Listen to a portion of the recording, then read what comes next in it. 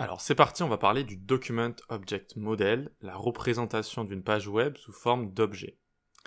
Qu'est-ce que le DOM donc? On peut, passer juste ici. Le DOM est une représentation d'une page web sous la forme d'un arbre d'objets créé à partir d'un fichier HTML. Donc de base, c'est juste une représentation qui est même language agnostic, c'est-à-dire qu'elle n'est même pas représentée en un langage en particulier. C'est représenté sous la forme de pseudocode, donc par exemple, un élément paragraphe, eh bien c'est égal à un objet avec une propriété texte qui correspond au texte, etc., etc. Et donc on va pouvoir implémenter ce modèle avec toutes sortes de langages.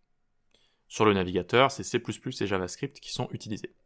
Donc le DOM en lui-même, la représentation, vous voyez le modèle initial, l'interface, c'est pas du JS. C'est une interface représentant des objets tout simplement, qui va pouvoir être utilisée. Ensuite, fonctionnement du navigateur.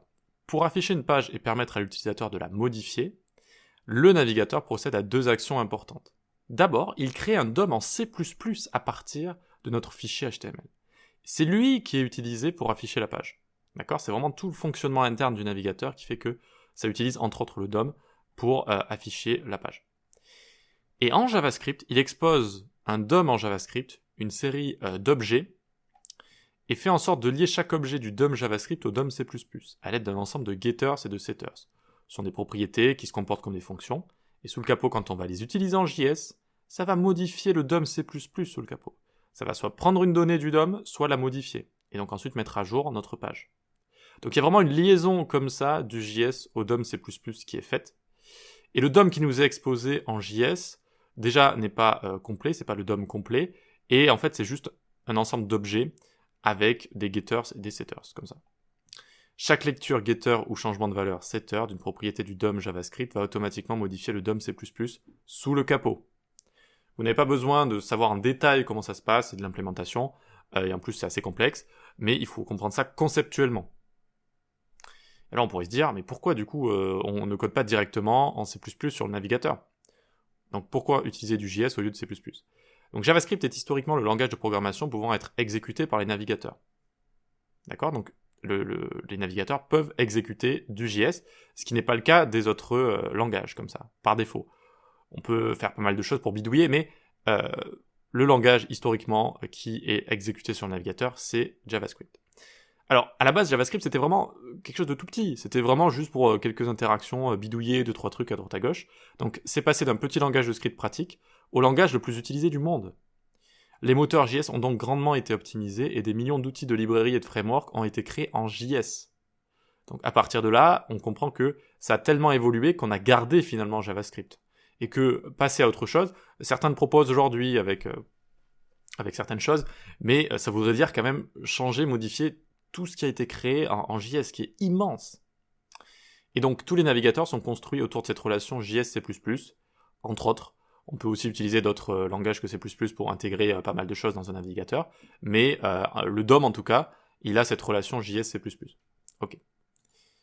Qu'est-ce que j'ai écrit ensuite? Affichage d'une page. Donc, on a une création du DOM à partir de l'HTML, et du CSS-DOM à partir de quoi, à votre avis? À partir du CSS. C'est-à-dire que pareil, on va avoir un arbre d'objets qui va être créé en C++, à partir de nos règles CSS, à partir de notre CSS. Ensuite, création du render tree, c'est-à-dire l'assemblage du DOM et du CSS-DOM dans un arbre qu'on appelle le render tree. Calcul des positions de chaque objet du render tree, donc pour savoir où est-ce qu'on doit placer chaque élément, enfin le navigateur calcule ça. Et ensuite, peinture des éléments sur l'écran, c'est la phase de painting. Donc, on va pouvoir peindre les éléments parce qu'on sait où ils se trouvent, et on sait ce qu'il y a à l'intérieur, et on connaît leur style, etc. Vous voyez, c'est vraiment grâce à tout ça. Et également, la phase de painting va servir à... et va devoir utiliser aussi le layering, c'est-à-dire savoir quel élément est au-dessus de l'autre. Vous savez, il y a pas mal de couches en CSS qu'on peut avoir, les éléments positionnés ou pas, etc. Et donc, il va aussi falloir gérer ce layering comme ça. Voilà donc ce que c'est que le DOM. J'essayais vraiment de vous faire une explication assez complète, oui. Donc c'est une représentation sous forme d'objet. C'est utilisé par le navigateur en C++ pour se faire un arbre en C++ d'objets qui va servir à afficher notre page. Et pour le modifier, on a un arbre en JavaScript qui est exposé, mais qui est en fait composé de plein de getters et de setters et de méthodes qui vont, sous le capot, souvent, modifier ou prendre les valeurs du DOM C++. Voilà. Donc là, vraiment, vous avez une visualisation complète de ce qui se passe.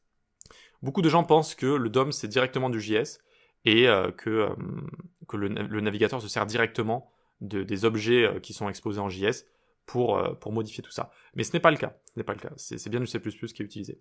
On reviendra un petit peu dessus plus tard, mais c'est bien pour votre culture G du web, on va dire, de savoir ce genre de choses. Ok, donc je pense que j'ai fini avec tout ça. Oui, c'était la dernière slide. C'était la dernière slide. C'est bon. Allez, on passe à la suite. Vraiment, on va passer à la pratique. Vous allez voir, c'est relativement simple à comprendre. On modifie des objets, ça modifie les éléments de la page. Voilà. Allez, à tout de suite.